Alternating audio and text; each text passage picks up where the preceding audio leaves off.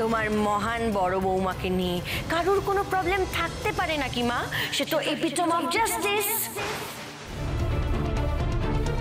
গৃহপ্রবেশ ধারাবাহিকের আজকের পর্ব।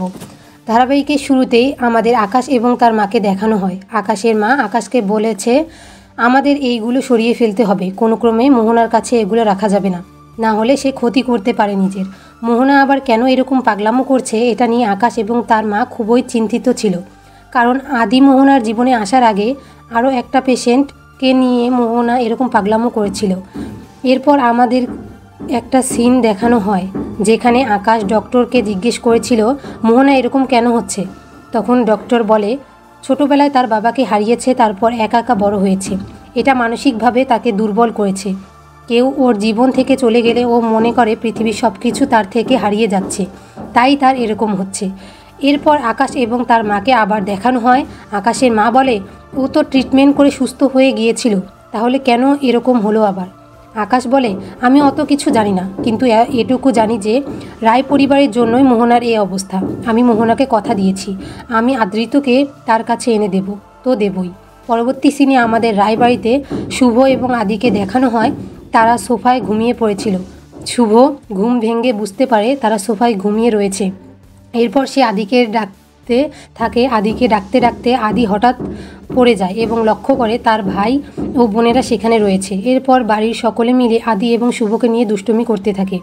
পরবর্তী সিনে আমাদের আকাশ এবং জিনিয়ার মাকে দেখানো হয়। আকাশ জিনিয়ার মায়ের কাছে একটা অফার নিয়ে গেছে, সে যদি রায় কোম্পানির শেয়ারের টাকা ফিরিয়ে দিতে হেল্প করে তাহলে সে জিনিয়াকে মুক্ত করে দেবে জেল থেকে। জিনিয়ার মা প্রথমে রাজি হয় না, কারণ আকাশের জন্য জিনিয়া আজকে জেলে গেছে। আকাশ তখন বুঝতে পারে জিনিয়ার মা রাজি হচ্ছে না, তখন সে তার কথার জালে জিনিয়ার মাকে জড়িয়ে রাজি করিয়ে ফেলে। পরের সিনে আমাদের আবার রায়বাড়িতে দেখানো হয়, সেখানে শুভ সকালের জন্য রান্না করেছিল। শুভ রান্না করা দেখে সকলে একটু ঘাবড়ে যায়, কারণ সে প্রথমবার লাকি সেজে সে রান্না করছিল, তা কেউ খেতে পারেনি, তাই এখনও সকলে খাবার খেতে ভয় পাচ্ছে। এরপর আদি খাবার টেস্ট করে দেখে খাবার অনেক ভালো হয়েছে, তখন সকলে খাবারের জন্য উপস্থিত হয়।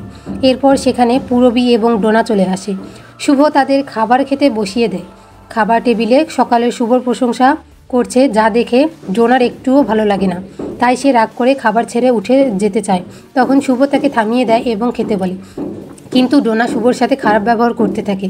তখন ঋদ্ধি উঠে তাকে বকাঝকা করতে থাকে এবং সকলকে বলে ডোনা শুভকে অনেক জেলাস করে, তাই সে এরকম কথাবার্তা বলেছে। এ কথা শুনে বাড়ির সকলে অবাক হয়ে যায় এবং ডোনাকে বলে তুমি কেন শুভকে জেলাস করছো, এটা কি কোনো মানে হয়? ডোনা বলে তোমরা সবসময় শুভ শুভ করো, অথচ আমার কেউ একবারও চিন্তা করো না, আমাকে কোনো সম্মান করো না, তোমরা এই বাড়িতে ছোট বউ হিসেবে। এরপর শুভ ঠাম্মি এবং শুভর শাশুড়ি সাইডে গিয়ে কথা বলতে থাকে এবং তারা ঠিক করে ডোনাকে তারা বোঝাবে এবং এই পরিবারটাকে আগের মতো করে দিবে। অন্যদিকে ডোনার ফোনে হঠাৎ কল আসায় ডোনা সেখান থেকে চলে যায় এবং পুরো বীর সন্দেহ হতে থাকে ডোনা এরকম চলে গেল কেন, সে কি কোনো কিছু লুকাচ্ছে। শেষ সিনে আমরা দেখতে পাই ডোনা লুকিয়ে লুকিয়ে কারোর সাথে ফোনে কথা বলছিল এবং ফোনের উপাস থেকে কথাগুলো শুনে ডোনা অনেক খুশি হয়ে যায়। অন্যদিকে দরজা লাগালে দাঁড়িয়ে পূরবী ডোনাকে দেখতে থাকে, যা দেখে পূরবী বোঝে ডোনা পূরবীর থেকে একটা কিছু লুকাচ্ছে। পূরবী সেখান থেকে চলে যেতে চাইলে হঠাৎ শব্দ হয়ে যায় এবং ডোনার কাছে ধরা পড়ে যায়। পূরবী জিজ্ঞেস করে কার সাথে কথা বলেছিলে। ডোনা বলে আমার কাজ আছে, আমাকে এখান থেকে যেতে হবে। ডোনার এরকম এড়িয়ে যাওয়া দেখে পূরবী বলে তাহলে ডোনাও আমার থেকে কথা লুকায়, এখন থেকে সাবধান থাকতে হবে।